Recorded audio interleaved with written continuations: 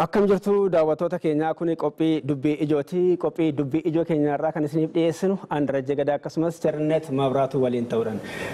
Egaa ajandaa biyyaa fi akkasumas ajandaa sooshaal miidiyaa ajandaa hawaasa hundaa kan ta'e mootummaan tarkaanfii olaantummaa seeraa mirkaneessuudhaaf hojiin mootummaan hojjechaa jiru kaleessa irraa jalqabee tarkaanfiin gurguddoon eegalanii jiru. Keessumaayyuu ibsa abbaan alangaa waliigala federaalaa obbo Biraanuu Tsaggaa'ee ifama.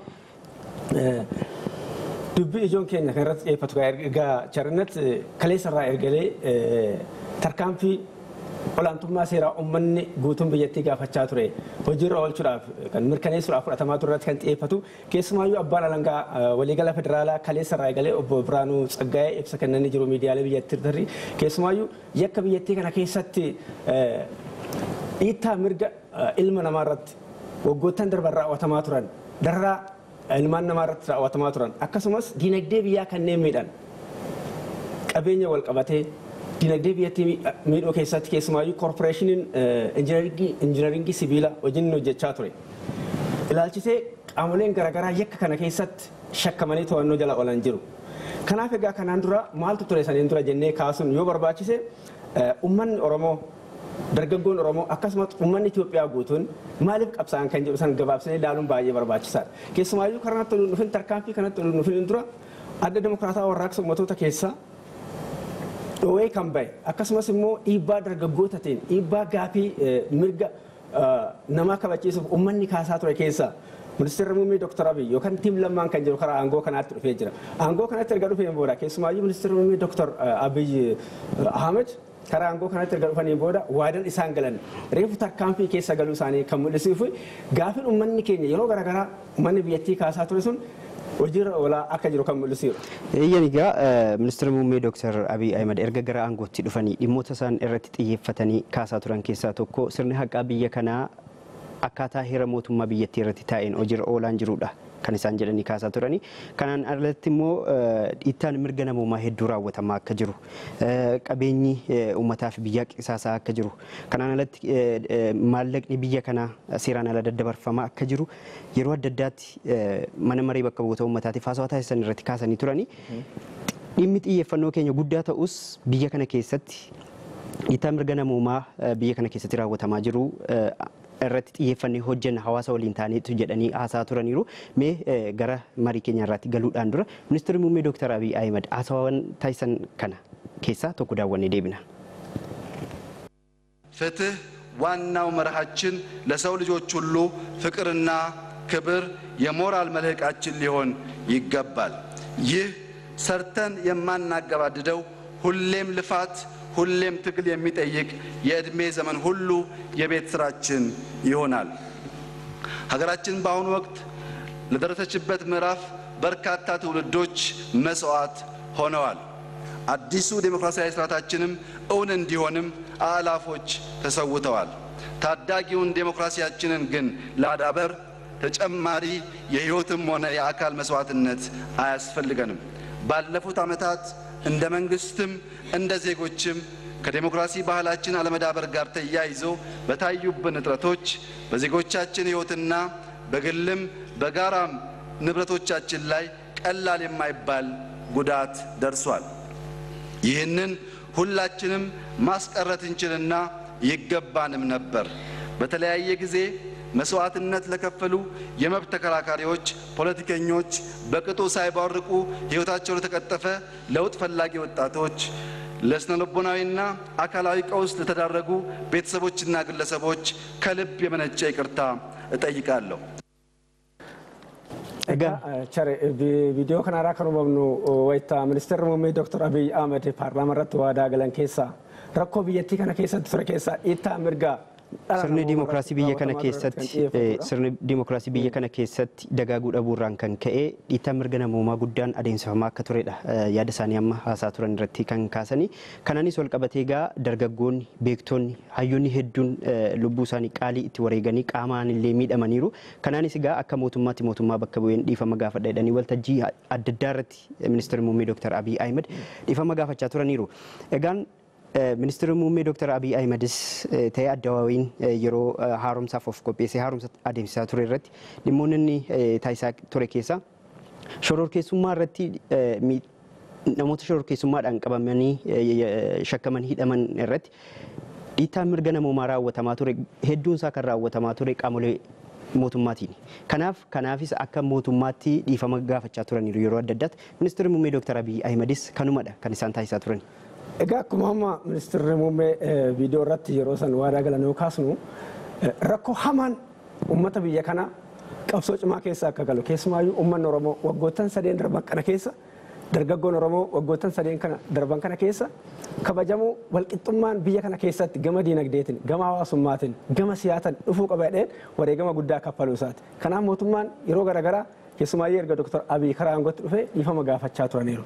Kanaaf kana qofa osoo hin ta'in uummanni Itoophiyaa guutuun erga ministeerri muummee Dr. Abiy karaa aangootti dhufee tarkaanfiin atattamaan maaliif fudhatamuu dide kan maaliif dadhabame yookaan immoo qaamoleen biraa gama biraatiin maal fakkeessaa turanii akka waan mootummaan kun dadhabaa ta'ee fi akka waan mootummaan kun tarkaanfii fudhachuu fi olaantummaa seeraa kabachiisuu hin dandeenye kan ka'aa ture. Garuu wanti sun dhugaadhaa jennee yoo ilaallu immoo tarkaanfiin amma fudhatamee fi yeroo attamaan yeroo sanitti osoo fudhatame maaltu uumamuu danda'a? Har'a fudhatamuun isaa immoo faayidaan inni qabu maali jennee ilaaluun baay'ee barbaachisaadha. Sirriidha. Ministeerri muummee Dr. Abiy Ahmed akkuma gara aangootti dhufaniin jalqaba wanti isaan taasisan riiformiiwwan adda addaadha kan isaan geggeessanii. Riiformiiwwan kunneen immoo jijjiirama amma biyyattii keessatti akka dhufu barbaadamu milkeessuudhaaf riiformiiwwan gargaaran hedduu taasisaniiru.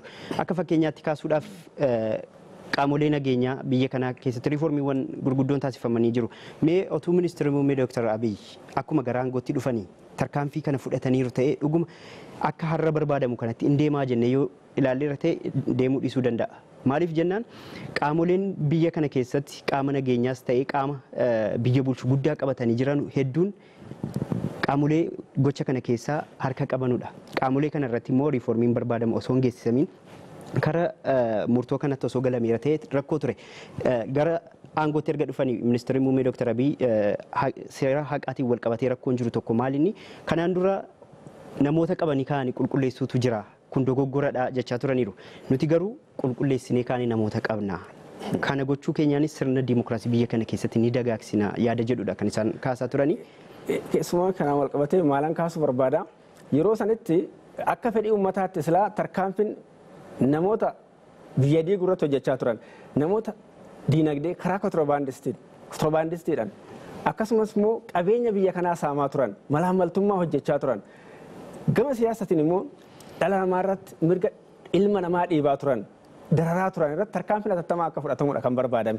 Gama biraatiin gareen jijjiiramaa ministeera muummeetiin dhufaa ture sun hin barbaanne immoo atattamaan ministeera muummee yookaan immoo bulchiinsi Dr. Abiy gara tarkaanfiitti akka galu barbaachisa. Maaliif jennee yoo fudhanne mootummaan sun dafee lafa oduu hin qabatin caasaasaa osoo hin sirreessin humna nageenyaa osoo hin sirreessin raayyaa ittisa biyyaa keessatti oduu hin sirreessin dafanii atattamaan tarkaanfii fudhatame biyyattii mootummaan lafa oduu hin qabatin mootummaan osoo of hin danda'in jeequmsa hamaa keessa galchanii gama biraatiin deebi'anii dhufuudhaaf waan yaalanidha kan fakkaatu.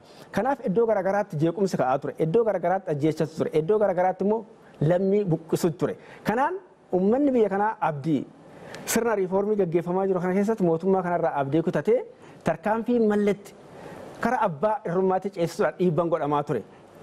Amma hojiin hojjetame maali? Hojii sammuuti kan hojjetame. Hojiin sammuu akkamitti hojjetame? Dhiibbaa san hunda dandamatee mootummaan kun riiformii san hunda gaggeessee caasaasaa sirreeffatee karamitti deebi'e tarkaanfitti deebi'e. Maaliif? Osoo ta'uu baate hoo kan loltu qaama hidhate wajjin kan loltu nama qabeenya guddaa biyyattii kana waggaa meeqa qabsaamaa ture walii waan ta'eef humna qabu jechuudha. Jalqaba humna rakkoo isaan itti deettuman san salphisuu karaa itti cufuun baay'ee barbaachisaa ture. Silaa to'annoo har'aa kanaaf chaalenjii yookaan immoo dhiibbaa qabaata ture jennee kaasuu dandeenya. Sirrii dhagaa hawaasni yeroo adda addaatti hubannoo dogoggoraa qabaachuudhaan maaliif mootummaan Dr. Abiy Ahmed tarkaanfii atattamaa fudhachuu dadhabee qaamoleen hin tuqamne jiru jedhanii kan yaadan illee turan biyya kana keessatti qaamoleen hin tuqamne ibsa abbaan alangaa waliigalaa federaalaa obbo Biraanuu Tsaggaayee kennan irratti illee yoo argite eenyumtuu seeraa ol miti hundi keenya seeraa gadiidha. Maaliif pirezidaantiif ministeera muummee hin ta'in yaada jedhu illee kaasanii jiru. Maaliif namoonni osoo akkuma jedhame sana jijjiiramee tarkaanfiitti galameera ta'ee mootummaan kun osoo miila lamaan hin dhaabbatin osoo tarkaanfii kanatti galameera ta'ee jeequmsa guddaa akka biyya kana keessatti jeequmsa ka'uu sana immoo dhaabsisuun rakkoo ta'a ture. Jeequmsi akka ka'uudhaafis yaalameera bakka adda addaatti. Akkuma kaastee namoota buqqisuun yaalameera, namoota amantaaf sabaa walitti buusuun yaalameera. Biyyi kun akkan tasgabbaan taasisuun yaalameera. Maaliif biyyi kun yoo tasgabbaaftee hojiileen kunneen hin hojjetamu. Kun beekamaadha. Qaamni kana keessa harka qabu yoo biyyi kun tasgabboofte dhugaan kun akka ba'u hin beekama. Biyyi kun yoo tasgabbii dhabde garuu dhugaan kun dhokatee hafa. Kana taasisuudhaafis yaaliin taasifameera. Garuu mootummaan Dr. Abiyyiin durfamu kun hojii sammuu cimaa hojjechuudhaan chaalenjii kana hunda keessa darbuudhaan yeroo ammaa gaa qorannoo adeemsisee qaamolee kanneen haala itti to'annoo jala oolchee namoonni 63 to'annoo jala oolanii jira. Mee karma wal qabate egaa viidiyoo lammataa laaluu dandeenya. ኪራይ ሰብሳቢዎችና ኮንትሮባንዲስቶች ከፍተኛ የሀገራችን ሀብት የመዘበሩ አካላት በሀገር ውስጥም ሆነ በውጭ ሀገር ያለውን ሀብት ለህዝብ በይፋ እንዲመልሱና ወንጀለኞችን ለህግ ለማቅረብ እየተደረገ ያለው እንቅስቃሴ ካለ በጸረ ሽብር ተፈርጀው የታሰሩት ሲለቀቁ እነዚህ ህጎች ውጤት በኔ እይታ በተግባር ሳይሻሩ ነገር ግን የተሻሩ ሆነዋል። ክቡር ጠቅላይ ሚኒስትር ከላይ የጠቀስኳቸው ህጎች መንግስት ተከታትሎ እንዳያስፈጽማቸው ያቃተውና እንዲጥሳቸው ያስገደደው ምክንያት ምንድነው? ሽብር ስልጣን ላይ ለመቆየት ይህ ህገ መንግስታዊ በሆነ መንገድ ኃይል መጠቀምን ይጨምራል። ሽብር ስልጣን ለመያዝ አላግባብ ኃይል መጠቀምን ይጨምራል። ማንንም ይሁን ማን ህገ መንግስትን ማክበር አለበት የሚል ሐሳብ መያዝ ያስፈልጋል። መንግስት ስንሆን ኃላፊነት የሚሰማን መንግስት ስንሆን ደግሞ በታድሶ ጊዜ በዝርዝር እንዳየነው የዚህ ጉዳይ መዛነፍ ኃላፊነት መውሰድ ያለብን እኛንን ብለን ነሳ ይገባል። ለምሳሌ ህገ መንግስቱ የደህንነት ተቋማት መከላከያውን ጨምሮ ከፓርቲ ገለልተኛ ሆነው ህግና ሀገር የሚጠብቁ መሆን አለባቸው ብሎ ያስገድዳል። እንደዛ ነው ወይ ያፈጠርነው ያደራጀነው? እንደዛ ካላደራጀነው ይህ ህገ መንግስታዊ በሆነ መንገድ ተቋም ፈጥረናል ማለት ነው። በዚያ መንገድ የተፈጠረም ተቋም ችግር ሊፈጥር ይችላል ማለት ነው። ህገ መንግስቱ በፍርድ ቤት የታሰረ ሰው ግረፉ፣ ጨለማ ቤት አስቀምጡ ይላል እንዴ? አይልም። መግረፍ፣ ጨለማ ቤት ማስቀመጥ፣ አካል ማጉደል የኛ የአሸባሪነት ተግባር ነው።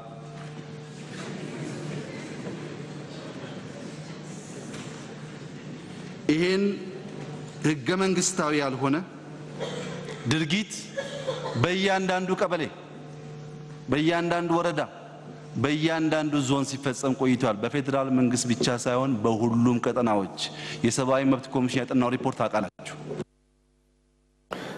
ጋቸሪ አስራ ወንት ሁባኑ ጀልቀባ ፓርላማ ረት ሚሴንሶኒ ማራማሪ ከንካሰን ከንብሱ ቶኮፋ ጋፊ ለማ ከንያ ቶኮፋ ወረ ኮንትሮባንዲስቲ ወረ ብየ ሳማን ቀበኛ ብየ ኬሰትስ ብየ አላት ኩፈተኒ ቀባን ዮ ሞቱማን ኩን ተርካምፊ ፍረታዳ እኒ ለማፋ ገመብራትን ማሊፍ ሾራ ኬስቶኒ ሂአማኒ ቱራን ብየ ሚዳኒ ቱራን ሂከተን ከንጀዱሞ ጋፊ ብራቱረ ሚኒስትር ሙሜ ዶክተር አብይ ከና ማል ደብሴ tokkoffaa deebii yeroo san isa qabeenya uummataa samaniif deebiin deebi'aa jira. Isa shoora keessummaa wal qabatee ka'e tokkoffaa rakkoo biyya kana keessatti uumamaa ture mataan isaa mootummaan isaa itti gaafatamummaa guddaa akka qabudha.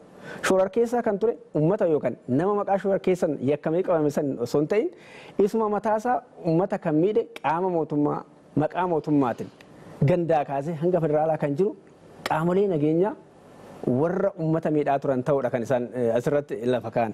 Kanaaf deebin man miseensonni mana maree kaasaa turan sunis gama tokkoon amma qorannoon garaagaraa argaggeeffannee egaa deebisaa mul'achuu eegaleera jechuu dandeenya. Shororkeessummaa waliin wal qabatee shororkeessaa jechuun maal jechuudha yaada dhukaasaniiru. Shororkeessaa jechuun aangoorra turuudhaaf aangootti kenname seeraan alatti fayyadamuun shororkeessummaadha waan jedhu jala sararanii kaasaniiti kan jiran. Yeroo baay'ee ammoo namoota himatamanii dhiyaatan yoo argite aangoorra turuudhaaf jecha gocha shororkeessummaa adda addaa kanneen raawwataa turanidha. Ibsi abbaa alangaa waliigala federaalaatiin guyyaa kaleessaa kenname irraa akka hubachuun danda'ametti namoonni shororkeessaa jedhamanii shakkamanii to'ataman ogeeyyii yookaan immoo hooggantoota eejensii odeeffannoo fi nageenya biyyaalessaatiin seeraan ala butamanii Finfinnee keessatti bakka 7 mana hidhaa mootummaan hin beekne bakka 7tti dararamaa turaniiru. Akkasumas guutuu biyyattii bakka adda addaatti namoonni kun dararamaa turaniiru. Bineensa waliin hanga hidhamuutti gaaniiru. Qaamaan hanga hanqachuutti gaaniiru. Kanaan achi immoo gochoota suukanneessaa ta'an dhala namaa irratti namni inni raawwatadhame yaadamne hedduun raawwatameera. Kun hundi kan ta'aa ture aangoorra turuudhaaf jecha seeraan ala aangootti fayyadamuuf gocha taasifamaa ture. Kan immoo Dooktar Abiy kaasaniitu kan jiran aangoorra turuudhaaf jecha aangootti seeraan ala fayyadamuunis shororkeessummaadha. Namoota mana hidhaa keessatti mana dukkanaa keessatti hidhaa jedhaa seerri fi heerri mootummaa biyya kanaa waan jedhu kaasaniiru. Kanaaf gochoonni raawwataman kunneen egaa qaamolee mootummaa keessaa harka mootummaa keessaa qaama mootummaa keessaa harka qaban hedduudhaan raawwatamaa turan. Kanaan dura akkuma beekamu iddoo garaagaraatti hojiin hojjetamaa ture yoo fudhattu qaamolee amma shororkeessadha jedhamanii yeroo garaagaraatti waggoota meeqa mana hidhaa turan sababii riifoormii kanaan mana hidhaatii ba'an yoo fudhattu baay'een isaanii mirga dhala namaatiif kan falmatan akkasumas bilisummaaf kan falmatanidha. Garuu maaltu jedhamaa ture yeroo garaagaraa kan lallabamaa ture tokkoffaa jarreen shororkeessadha jedhamanii sirna kana keessa mana hidhaa kun waggaa 27 waggaa hedduuf mana hidhaa turan kunniin heera mootummaa cabsuudhaanii kan jedhudha. Gama biraatiin galagallee yoo ilaallu immoo dubbichi dhugaan yoo ba'u maal akka ta'e ilaalaa jirra jechuudha. Kanaaf heera mootummaa cabsuudhaan olaantummaa biyyattii sarbuuf warra deeman to'annoo jala oolchineerra jedhaniiti kan lallabamaa ture. Garuu dubbichi dhugaadha. Haqni jiru fi ministeerri muummee yeroo san paarlaamaa irratti lafa kaa'e tarkaanfii amma mootummaan qabatamaan hojiitti galeen yoo ilaallu dhugaan jiru kana fakkaata jechuudha. Sirni dimookiraasii yeroo dagaagee lafa qabatu namni hunduu bu'uura seeraatiin akka socho'u kan socho'u taanaan mirga hirmaannaa siyaasaa kamuu keessatti taasisuu mirga qaba. Miidiyaaleen adda addaa yaada isaanii bu'uura heera mootummaa biyyattiitiin yaada keessummeessuu mirga qabu. Gurmaa'uun mirgadha sirna dimookiraasii keessatti. Haa ta'uutii garuu namoonni shororkeessitoota jedhamanii biyya kana keessatti qabamanii gidirfamaa turan namoota yaada kanneen ibsatanidha. Haa ta'uutii ammas taanaan Dooktar Abiy Ahmed maal inni kan taasisanii biyya kana keessatti bu'uura heera mootummaatiin namni waan itti dhagahame waan itti fakkaate bu'uura heera mootummaatiin ibsatee hirmaannaa isaa yaada isaa ibsatee akka turuudha kan isaan taasisan. Kanaaf namoonni kana godhachaa turan immoo gidiraa adda addaatiif saaxilamaa haala isaan itti turantu ture. Kanaaf egaa yeroo ammaa namoonni hin tuqaman jedhaman hedduun akka tuqamaa jiranis argineerra kan jiru. Kanaan alatti mee osoo dhimmi kun akka kanaan dura osoo hin qulqullaa'in namoonni kunneen shakkamanii hidhamanii qabamaniiru ta'e maaltu ta'a jettee yaadda turte? Maalinni jalqabuma ejjennoon mootummaa Dooktar Abiyyi ejjennoon isaa jalqaba gochi waggoottan 27 yookaan immoo waggoottan darban waggoottan 150 jechuu dandeenya uummata biyya kanaa irratti yookaan keessumaayyuu uummata Oromoo irratti ta'an gochi akkasii gochi uummata irratti ta'e akka hin deebineedha. Tokko ministeerri muummee Dooktar Abiyyi jalqabuma karaa aangootti dhufanii jaalala tokkummaa waldeeggaruu waliin hojjechuudha kan lallabaa turan. Haa ta'u malee warri gocha kana hojjeta sun hojii hojjetan waan beekaniif tokkoffaa jaalala tokkummaa waldeeggaruu kana sun fudhan ofirraa faccisaa turan. Iddoo garaagaraatti yakka wal fakkaatuun uummata kakaasuudhaan yakka wal fakkaatu uummata buqqisuudhaan hojii akkasiitti kan hojjetamaa ture. Sirna dimookiraasiis ijaarta yoo ta'e ministeerri muummee yookaan bulchiinsi Dooktar Abiy sirna dimookiraasii diriirsuudhaaf waadaan jalqabarraa gale kana booda biyya keenya keessatti akka hin taane waan darbe hunda isaa dhiifamaa waliin haa dhiifnu jechuun kana booda wanti kanaan dura lammii irratti raawwataa ture wanti kanaan dura walirratti raawwachaa ture dhaabbachuu qaba kan jedhudha. Kana asitti dhaabne boqonnaa isa birootti ce'uu qabnaadha. Kanaaf sirna dimookiraasii isaa mootummaan kun qabatee kan riifoormii san akka jalaan gufachiisneef jaalala kan tokkummaa nu wayya jedheeti kan lallabaa ture. Kanaaf immoo biyya kana keessa sirna dimookiraasii dagaagsuudhaaf jalqaba hojii jalqabaa hojjechuu qabda. Dimookiraasii lallabuudhaaf waan dimookiraasii qabatamaan agarsiisuu qabda. Waan qabatamaan dimookiraasii agarsiisuudhaaf deemamu sun akka hin gufanneef sochii kana kan godhe. Osummoo waan akkas tarkaanfiin kun jalqaba atattamaan kan fudhatamu ta'e akkuma duratti kaasne maaltu uumamuu danda'a. Bakka sirni lafan qabatinitti bakka siistamni hin ciminitti bakka haalli nageenyaa mirkanaa'etti waan sannan fudhadheetti kan barbaadamus kana waan ta'eef daftee tarkaanfii keessa galchitetti jeequmsa san keessa waan barbaadu raawwatta. Kanaaf immoo sammuudhaan waan hojjetameef mootummaan Dr. Abiy sammuudhaan caalee waan kana hojjeteen. Kanaaf warra humna qabu wajjin qabsooftaa jechuudha. Kanaaf mee viidiyoo sadaffaatti dabarreet dhimma malaamaltummaa wal qabatu laalla ቸርነት በቀይ መስመርነት የሚታይና ልናልፈው የማንችለው ጉዳይ በተደራጀና ባልተደራጀ ሁኔታ ህዝቡን እያሰቃየ ያለው የሙስና ሁኔታ ነው።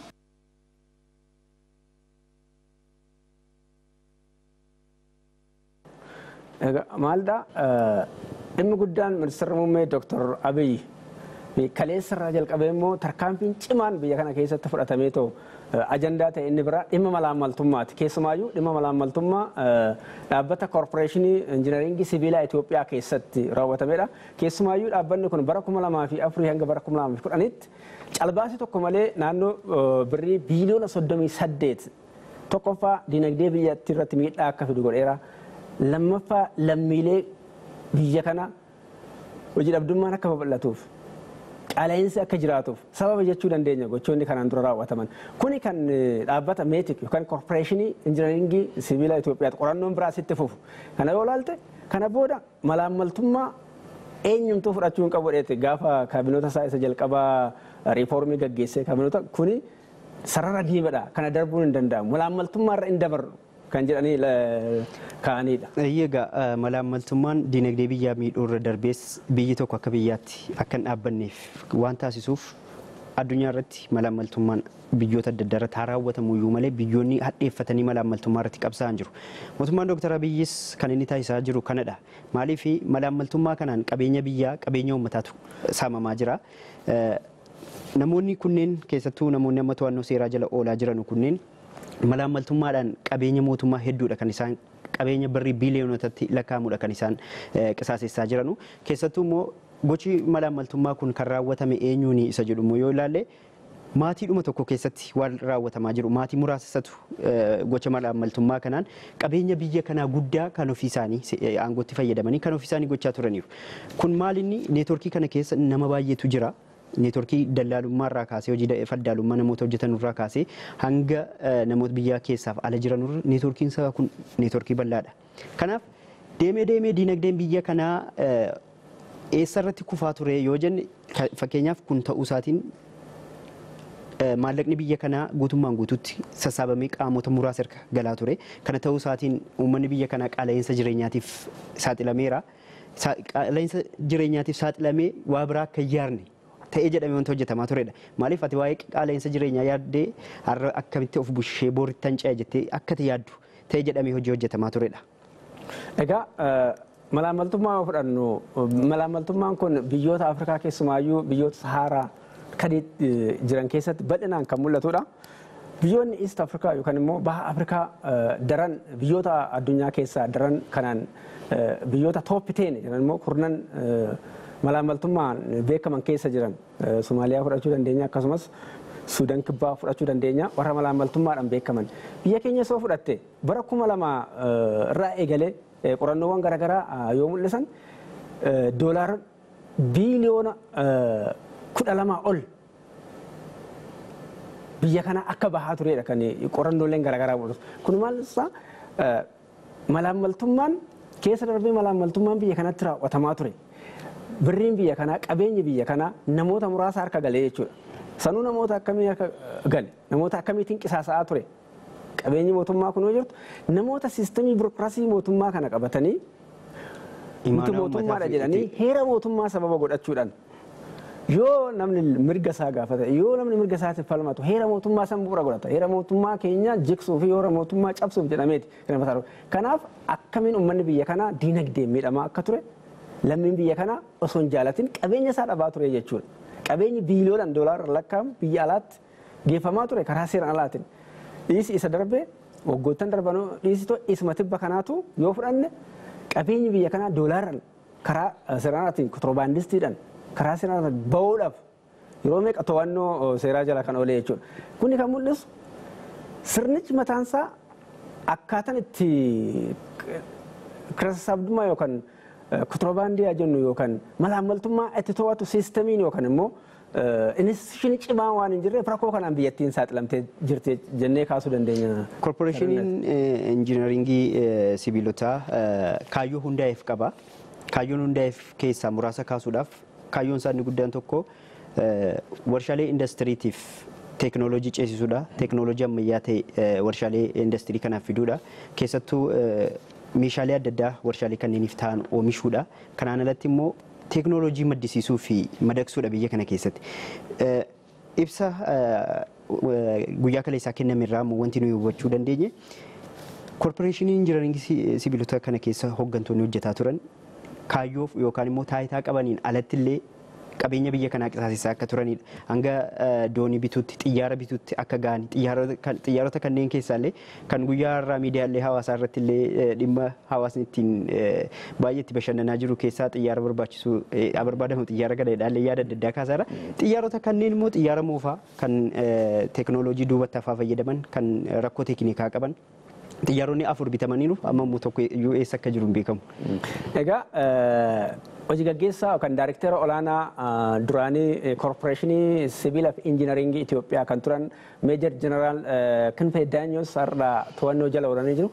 Poolisii federaalaa akkasumas humni addaa mootummaa naannoo Tigraay waliin ta'uudhaan to'annoo jala kan oolchanii naannoo Humaraa jedhamutti bahuudhaaf yoo ta'u biyyaa bahuuf yoo ta'u kan to'annoo jala oolanii. Kanaaf yeroo garaagaraa innis wanni dubbachaa ture meeteek kufe jechuun namni meeteek kufe jedhu kan namni korporeeshiniin kun kufe nama ofii kufeedha. Maaliif yeroo waa harkaa qabdu wanti yeroo aangoo harkaa qabdu wanti ati hojjettu of eeggannoo guddaadha. Imaanaa uummata imaanaa biyya sitti kenname san yoo dagatte boru waan dhufu maluun beektu. Maaliif yeroo ammaa ummanni sammuun ummata kanaa deemee jira. Ummanni eenyummaa isaa to'ata. Ummanni qabeenya isaa to'ata. Ummanni sirna demokraasii to'achuu eegalee jira. Ummanni gaafii garaagaraa kaasa. Kanaafuu ummata jalaa bahuun hin danda'amu waan ta'eef yeroo kamiyyuu caalaa malaamaltummaa irratti tarkaanfii ministeerri muummee Dr. Abiyyiin mootummaan Dr. Abiyyiin hoogganamu fudhachuu eegale kun kana caalaa cimee akka fuudha kaleessas ibsarratti kan ka'aa ture. Keessattuu ibsa kana irratti hojii amma hojjetamaa jiru kana fiixaan baasuudhaaf milkeessuu keessatti gaheen hawaasaa guddaadha. Hawaasni bakka jirutti hirmaannaa guddaa taasisuu akka qabullee guyyaa kaleessaa abbaan alangaa waliigala federaalaa obbo Biraanuu Tsaggaayee dhaamaatii kan turan. Kanaan alatti immoo gaheen miidiyaalee illee guddaadha. Maaliif hawaasa kana hubachiisuu keessatti gocha raawwatame kana hawaasa hubachiisuu keessatti illee gaheen miidiyaa guddaa akka ta'edha kan ka'aa ture. Egaan qabeenyi biyya kanaa birrii biiliyoonotaan lakkaa'amu. Mana qisaasa'ee jira ta'ee jedhee biyya kana akka baqatus taasifamee jira. Kanaaf egaa dinagdee biyya kana osoomee mootummaan Dr. Abiy gara aangootti dhufuu baate namoonni kun aangoora haala kanaan itti turanii dinagdee biyya kanaa yookaan siyaasni biyya kanaa maal ta'a isa irratti haasofna. Egaa ministeerri muummee Dr. Abiy kanaan duras kaasaa ture waan kana. Keessumaayyuu yeroo darbe yoo kaasu mana maree misee paarlaamaa irratti yoo kaasanii dinagdeen Itoophiyaa waggaa darbe keessumaayyuu sharafni biyyattiin qabdu kuusan sharafaa biyyattiin qabdu daran gadi bu'ee jira. Silaa wanti sun waggaa tokkoof akkasitti oduutti fufee biyyi tun eessa geesse kan jedhu kaasaa turan. Erga ministeerri muummee Dr. Abiy karaa aangootti dhufanii naannoo kuusan sharafa biyyattiidha naannoo harka 334 guddachuu isaa kaasaniiti. Kanaafuu deemee biyyattiin walitti bu'iinsa cimaa hiyyummaa cimaa kan keessaan baane keessa gallee turre jechuudha. Hiyyummaan kun kan hammaatu immoo namoota hedduu irratti hiyyummaan ni hammaata. Namoonni muraasni immoo qabeenya biyya kanaa guutummaan guutuutti harka isaanii gashanii uummata kana silaa hojiin jirsaa jiraachuudhaaf kaayyoon isaanii maaliif Royal Family kan mootummaa dargiitiin hin yaadamne kan mootummaa kanaan dura turan mootummaa Haile Sillaasee faatiin illee hin yaadamne namoota muraasatu qabeenya biyya kanaa harka isaaniitti gashanii guutummaan guutuutti qabeenya qabdachuun immoo siyaasa akka jaallatti sochoosuu dandeessa jechuudha. Fakkeenyaaf hawaasni dinagdee hin qabne tokko siyaasa keessatti hirmaannaa ni taasisu ammamillee cimaa yoo ta'e dinagdeen kee murteessaadha. Kanaaf hojiin guddaan qaamoleen kunneen hojjetaa turan tokko maatii muraasa keessatti dinagdeen biyya kanaa guutummaan guutuutti harka isaanii akka galu hojii taasisuuti kan isaan hojjetaa jiran. Kana immoo hawaasa kana to'achuudhaaf hojii hojjetamaa turedha. Egaa charnas sa'aatiin keenya dhumaa jira. hojiin olaantummaa seeraa mirkaneessuudhaaf mootummaan uummannis bal'inaan miseensonni marii kaasaa turan dargaggoon kaasaa ture karaa sooshaal miidiyaatiin garaagaraatiin ka'aa ture tarkaanfiin eegalamee jira. Tarkaanfii kanaaf immoo obsi barbaachisaa akka ta'e kanarraa barumsa fudhachuu hin dandeenya. Tarkaanfii malletti dursanii galuu fi erga turaniin booda qorannoon booda bu'aan isaa bareedaa ta'e waan ta'eef. Kanaaf mee qophii keenya xumuraa jirra. Viidiyoo ishii dhumaa keessumaayyuu ministeerri muummee Dr. Abiyyi gara Ameerikaa daawwannaaf deemanii dhaamsi isaan saba keenyaaf dhaaman jira keessumaayyuu waa'ee hannaa waliin wal qabatee waan dhaamsa dhaamanii jiru. Viidiyoo dhumaa Oromoon safuuf duudhaa qaba. Safuuf duudhaa qabu kanarratti akka hin hanne aangoo qabutti fayyadamee hojjetee of jijjiiruu malee hatee akka of hin jijjiirre dhaamsa dhaamamedha. Viidiyoo sana viidiyoo ishee arfaffaa sana. Oromoon hawaasummaa keessatti waliin jiraachuu beeka. Hammachuu beeka. Gurshuu beeka. Maatiin woo midhame yatiima guddisuus ni beeka. Kana dagannee jennaan qabsoon keenya qabsoo Oromummaa ta'uu hin danda'u. Maqaa haaraatti baasna yoo ta'e malee. Waa'ee dinagdees daboo beeka. Waliin bahee hojjetee qotee dafqa isaatiin buluu beeka. Egaa kabajamtoota daawwattoota keenya dookumentarii fiilmii kanaan sagantaa dhimma irratti haasofne kanaan kan wal qabatudha. Isa akka hordoftan sin affeerraa waan nu dhaggeeffataniin guddaa galatooma.